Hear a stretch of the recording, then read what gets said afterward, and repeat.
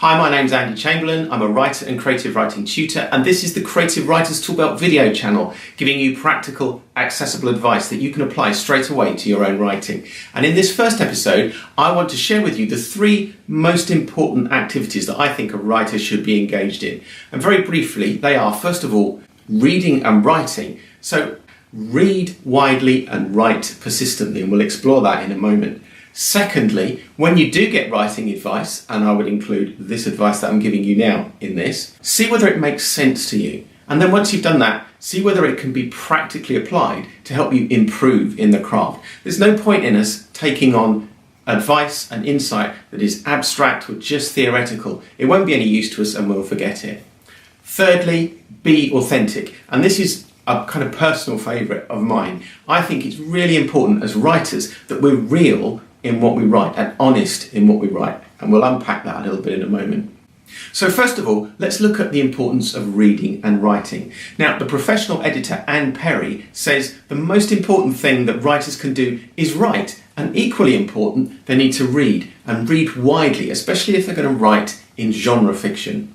Now, I've interviewed dozens of writers and editors and agents for the Creative Writers Toolbelt podcast, and I've been really struck by the number of them that have talked about how important it is for writers to read widely and also to write, to practice their craft.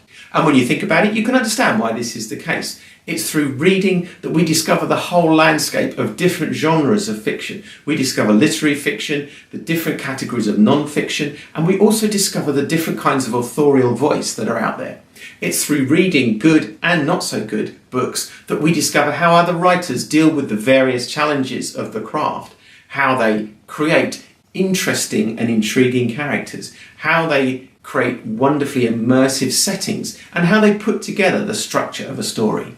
It's through reading that we can begin to discern how other writers have tackled the more technical challenges of the craft. Things like getting point of view and tense right, thinking about issues like showing and not telling, and we'll be covering all of these during the course of these videos.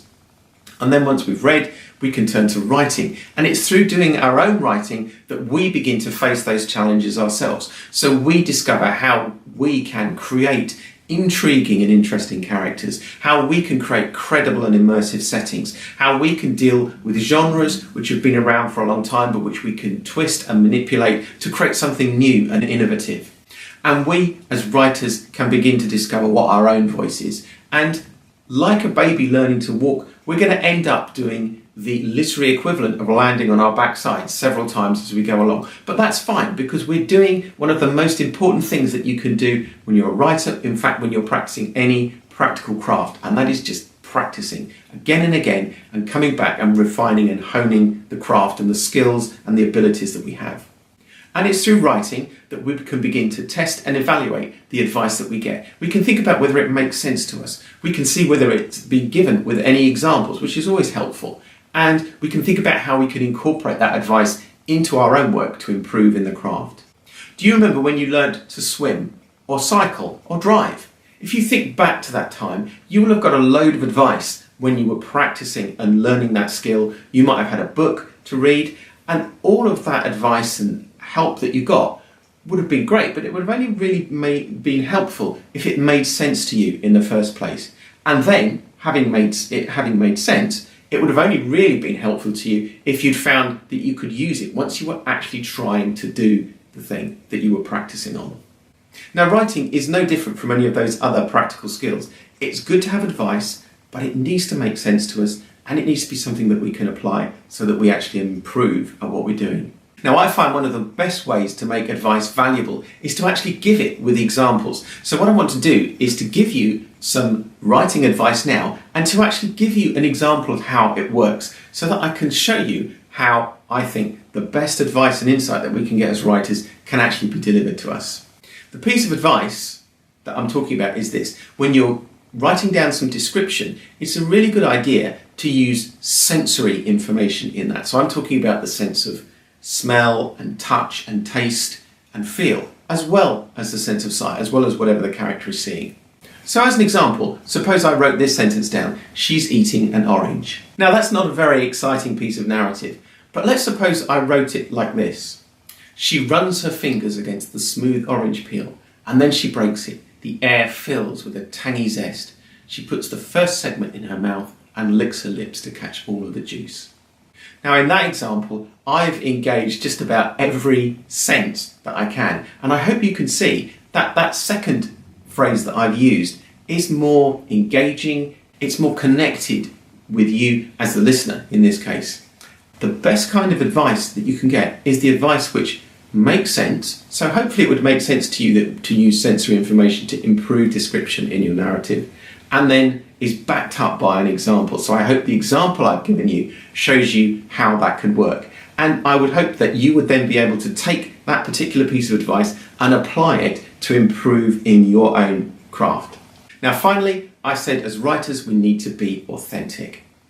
Now I'm a fan of the School of Life, which is an organisation which promotes emotional intelligence and helps people to understand themselves and the world around them.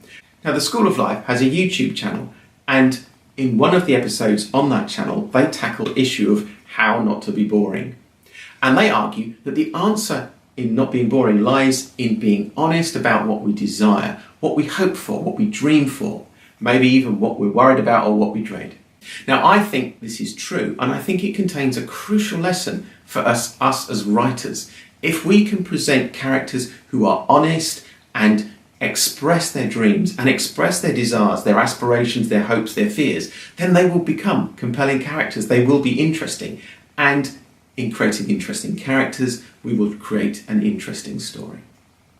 So those are the three things that I think writers need to do as fundamental activities to engage and improve in the craft. First of all, read widely, build up an understanding of the literary landscape, and then write persistently to practice all of the skills and take on all of the challenges that the craft presents. Secondly, look for advice and guidance that first of all makes sense, but also then, perhaps with the help of illustrations, you can actually practically apply to your own craft to improve. And thirdly, be authentic. Present characters and situations and settings as honestly as possible, because it is that honesty which makes a story interesting and makes the character interesting. In the next episode, we'll look at this question of what makes a story interesting, and I'll use two ancient myths to illustrate how I think great stories both have similar themes and a similar structure.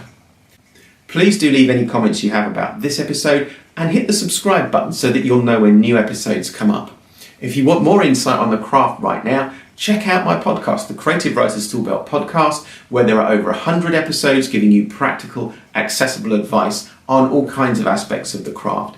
You can also find that best advice and insight from all of those episodes condensed into one book, the Creative Writers Toolbelt Handbook, which contains advice from professional writers, editors and agents who have been guests on my podcast over the last few years. And there's a link to both the podcast and the handbook in the comments and notes below. So that's it for now. Thank you for watching. I'll be back with the next episode soon. Until then, goodbye.